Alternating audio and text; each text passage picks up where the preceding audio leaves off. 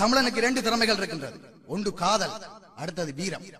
இதை விடவும் தமிழனுக்கு பெரிய ஒரு திறமை இருக்கிறது, துரோகம். இந்த துரோகம் என்ற அந்த திறமை என்றது தமிழனிடம் இல்லாவிட்டிருந்தால் எங்களுடைய தமிழன் சொல்லுவார்கள், கடாரம் வென்ற சோழன் அவன், கப்பலில் சென்ற கடல் இதுதான் என்று. வல்வட்டி துறையிலிருந்து வெளிக்கிட்டதுதான் முதலாவது கப்பல் அமெரிக்காவுக்கு. இது எங்கள் எத்தனை பேருக்கு தெரியும்? உலகத்தை ஆட்டி போட்ட மாவீரன் ஹிட்லர், அவனை எதிர்த்து கதைச்ச ஒரே ஒரு தமிழன் செண்பகராமன்.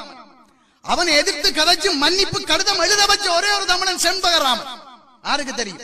இந்தியாவுடைய புரட்சிகர வசனம் ஜெய்ஹிந்த், அதை உருவாக்கினது சுபாஷ் சந்திர போஸ் எல்லாரும் நினைச்சு கொண்டிருக்கிறது. அதை உருவாக்கினது தமிழன் செண்பகராமன்.